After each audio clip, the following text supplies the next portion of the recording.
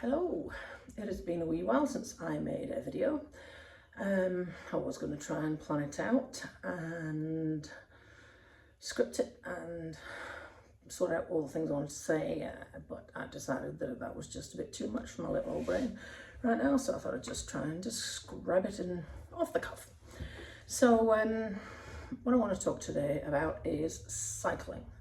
Now, over the last sort of 12 to 18 months, I have dropped the swimming off, mostly due to financial constraints and the cost of getting to the pool. So that's left me with cycling. Now, up until this point of my life, I've never really wanted to just have one thing to focus on because I'd got bored too easily, but I decided to take it as an opportunity. And I have been mostly cycling indoors on Zwift. The reason being that at the same time we hadn't yet properly sorted out a correct bike prosthesis, and we have tried two versions, and as my cycling progresses I need different things out of them. So I'm now on bike leg prototype number 3. Now, when I started off as an amputee, I was looking for the answers. So what does a bike leg look like? The pure thing is that the bike leg looks like what you need it to look like. So there's no point in me looking at other people's solutions. I need to find my own. Now, next week, the week after, we're coming up on 5 years as an amputee. And at the beginning, I thought that the first year or two would be where I'd see the progress. So I came out of hospital full tit, decided that I was going to get my life back the way it used to be. Long and short of it, I'm not going to, am I? Because there are things I can't do anymore, and there always will be. So that has meant I've had to look at cycling differently and had to look at everything differently. And I predominantly have gone indoors with the cycling because of safety issues. So I've not really felt safe stopping and starting with a bike prosthesis and having to get on and off the opposite side. So I have just focused on indoors with the Zwift and my smart trainer. What that means, of course, is I don't have any assistance from my e-bike. It doesn't fit on a smart trainer. So I'm back to just me and the data.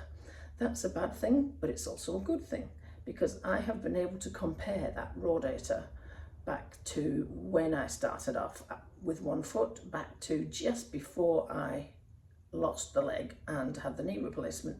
I haven't actually had a smart trainer much longer than that, so I can't go back too far into history and look at data, but it has actually been very valuable. So the first year I was an amputee, I decided I was going to do Challenge Wanaka again because I hadn't managed it. So on the second year as an amputee, that was my plan.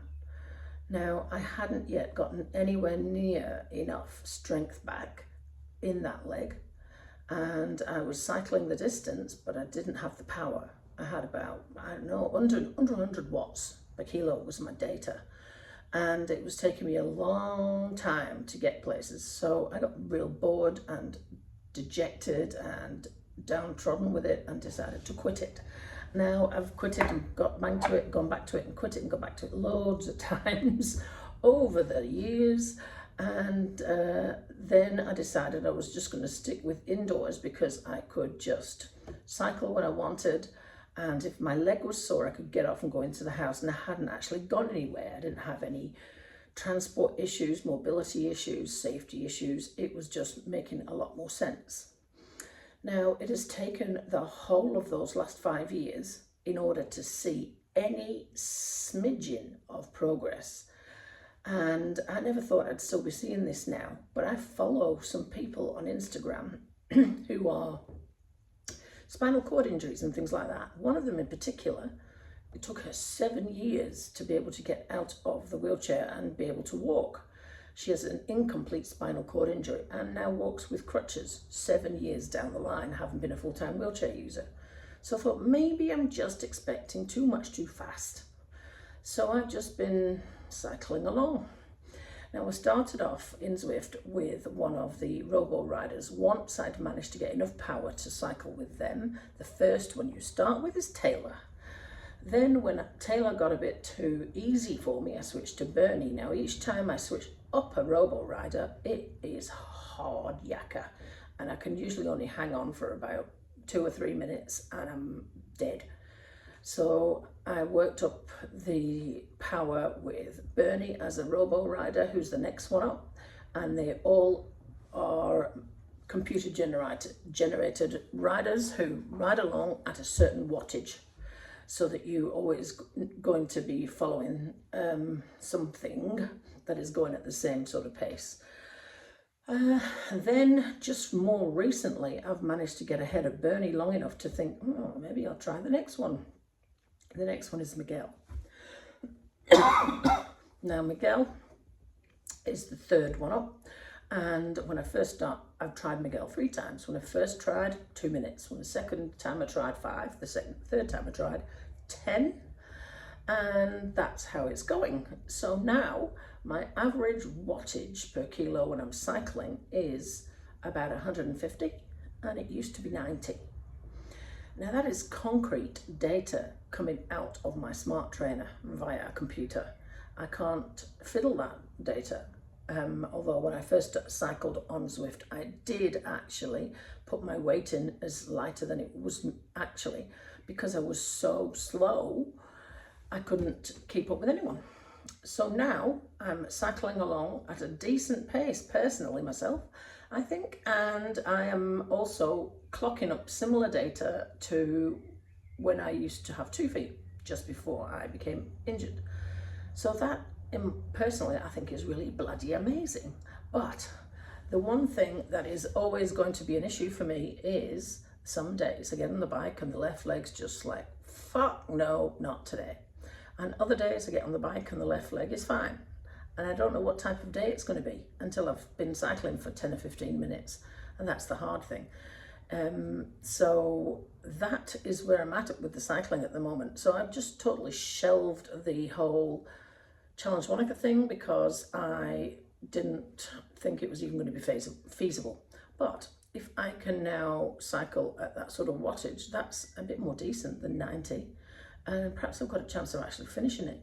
So I'm now working on increasing the time that I am on the bike and mixing it up a bit of workout training, a bit of robo rider pacing, and a bit of just riding by myself.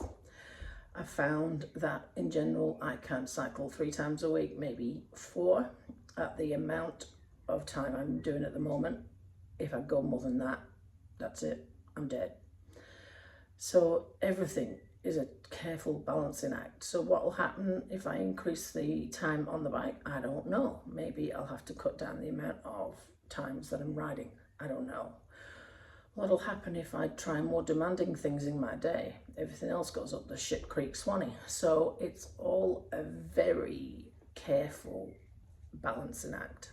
But I'm starting to get some actual progress. Oh, and also I can now cycle at 80 RPM. And fuck, that's taken me a long time. A long time to get to that. My legs just wouldn't go around that fast. But what I'm having to do when the left leg is just not playing the ball, the right leg does the work for a while. But you'll never know because my legs still turn around the same. So if you see me out on Zwift, I am pedaling with 1 and a bit legs. It will never be 2, and I would hate to see what bike would look like. It'd be quite right-sided, let's say. So I'm feeling fairly okay about cycling at the moment, and we will see where it progresses. Slow, long and slow. 5 years just to get to here, so who knows. I'm also battling age and time, so I have no idea where it'll end me up, and whether Challenge Wanaka is feasible or not, I don't know. I will decide later down the line. So that's my cycling update. Any questions? Feel free to ask.